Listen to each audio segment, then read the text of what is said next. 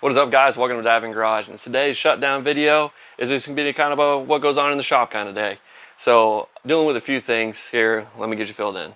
So yesterday the goal was to figure out Hank's overheating issue, and I say parentheses on purpose because it turns out it's not actually overheating. If you go to the Holley harness, if you can see that little bundle of wires right there, one of those is for the temp sensor, and it's not very long. It only goes here to there. So that's where I had it this whole time.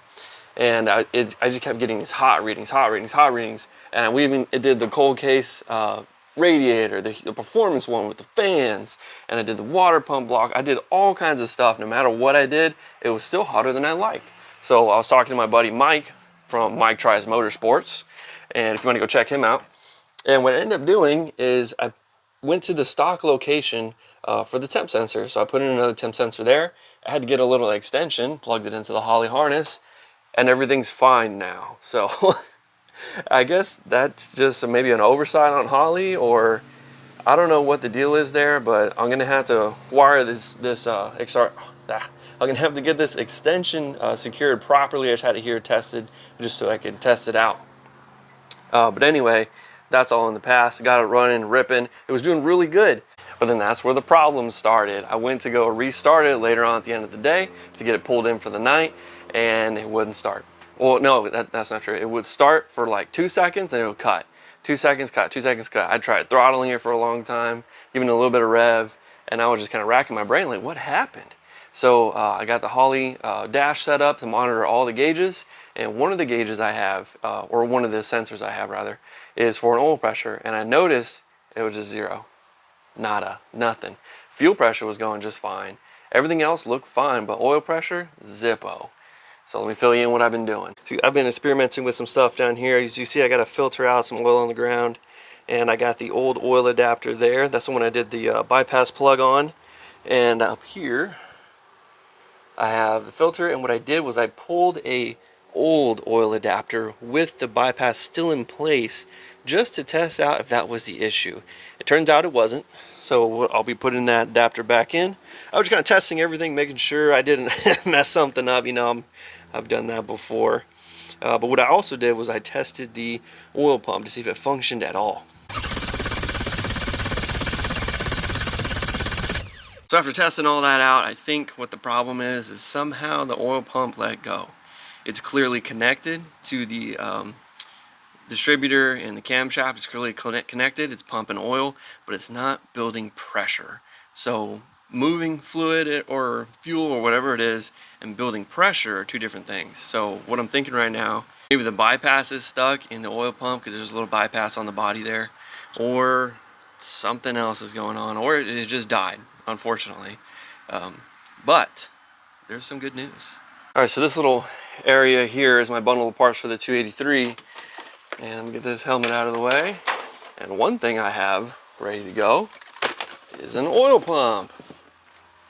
So timing on that was pretty nice. I got an oil pump, I got a pickup, and I even have the connecting rod there. It's not, I don't think that's a problem in Hank's engine, but I have the things on hand. So I think what I'm gonna do is drop the pump, look at it, open it up, see if it's smoked or something's wrong with it. And if it's bad, I'll pop that guy in. So perfect timing.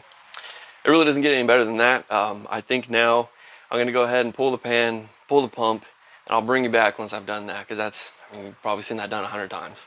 All right, so we got the pump out, no big deal there. Drop the pin, loosen a bolt, and you're in there. So if you've never taken one of these apart, it's pretty easy. Just 4 bolts on there.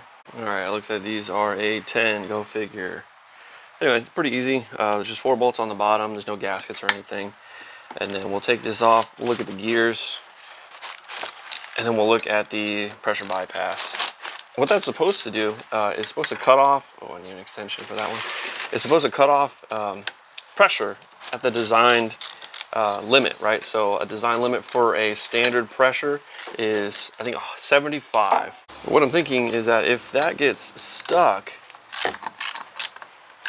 then it's not gonna operate like it's supposed to. Come on, get it. Let me have it.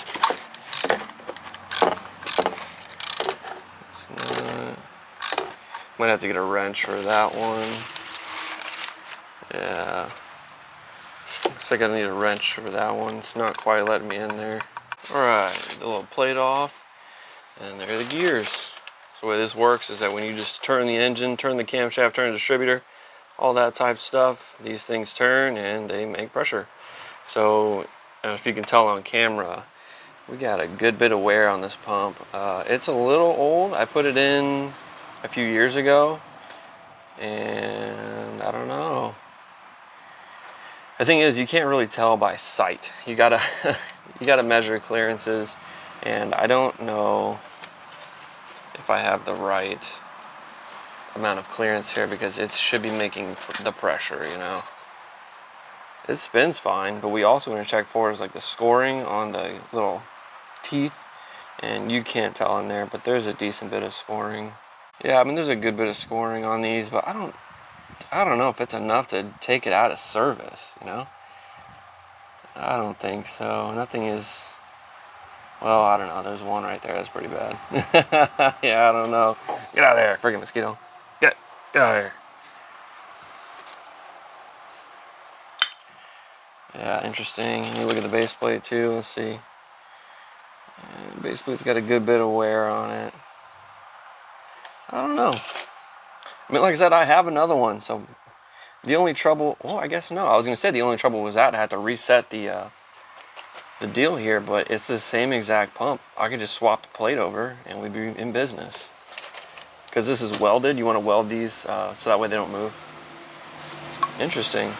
Yeah, I guess I could do that. I could swap this plate onto the new pump. Oh, but you know what though? Oh, that wear is still there. Never mind, forget I said that. We'll just set it up, that's fine. All right, so I got the oil pickup on there. I throw a few tack welds in there. They're great looking if you like good enough. Anyway, so I'm gonna let this cool down, get this reassembled, and go put it in the truck. I spent way too much time messing around with that thing. I got really distracted, but I'm just gonna junk all of it. The pump, the rotors, even the connecting shaft. I have a new one, so I'm just gonna throw all that away, and we'll start fresh. All right, we got a new pump, pickup, and shaft all going in. All right, so it's a little later. I'm gonna give this a crank. Let's see if we can build some oil pressure.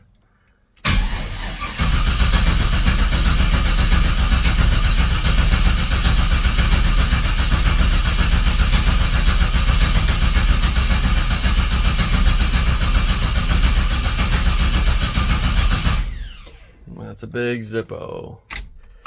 What is happening? All right, so did what I thought made sense, and that wasn't it. So tomorrow, I guess we are trying something else. Should be a good time.